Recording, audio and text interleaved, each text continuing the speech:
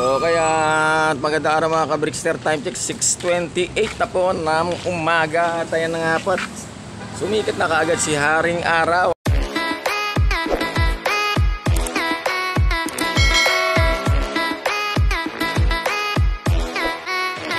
At papaloklay tayo ngayong umaga na to. It's Tuesday, April 9, 2024. And it was a special day for today. Kasi birthday ng aming bunsuan na si Mary Rose Aya Rigor Garcia. Alright. Dito sa Pinas kasi ay April 9 na. Pero sa Chicago ay 8 pa lang. Happy birthday kapatid. At dito sa Pinas at advance happy birthday dyan sa inyo dyan sa Chicago. Loves you. Okay, lagi ka mag-iingat dyan mga bata. Okay, ingat sa lahat dyan. Ingatan mo health mo. At maraming salamat sa lahat ng suporta at magmamahal. At di ka nagsasawa kung ano ang meron na pinagkakalob mo sa buong pamilya mo at sa mga kaibigan mo. Apakatibay mo mga kapatid. Loves you. Happy birthday. Enjoy your day. Okay. Ayan, nako. May ano tong isang inakay natin. Ay, sila Gulads pala to. Ayan. Doon na. Kailangan matuto sa air. Ayaw mo lumabas. Bakit? Labas na. Ayan. Ako, nawala isang checkay. Baka nalaglag doon sa bubong. May pusa pa naman doon.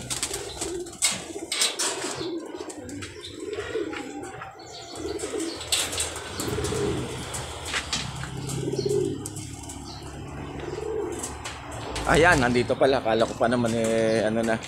Anak to ni ano.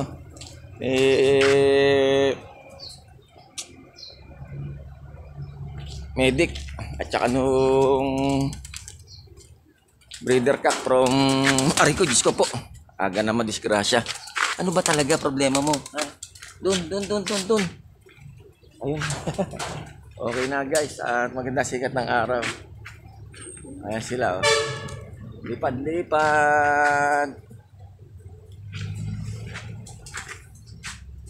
Parang tinapat-tamad na kayong magsililipad ngayon okay na yan. Dito lang. Mas nakakatakot naman yung lumilipad ng nawawalan ng sa oras mahigit. Nangapa ka.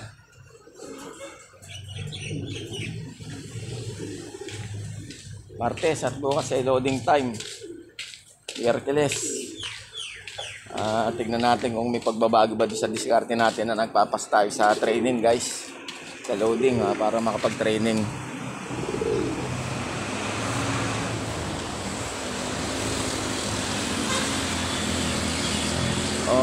Kagkasigat ang araw. Okay, sige habang papaloplay tayo, shoutout sa aking mga followers, likers, viewers at subscribers. Maraming salamat po sa patuloy niyo pagsuporta kay Brickster Slope Adventure TV.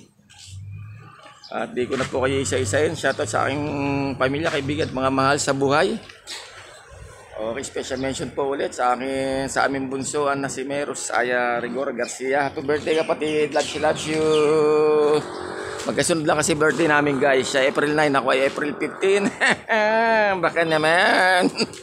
Alam nyo na. Gcash reveal na ba? Okay, shoutout sa aking KSJDMRP Club sa Kalam.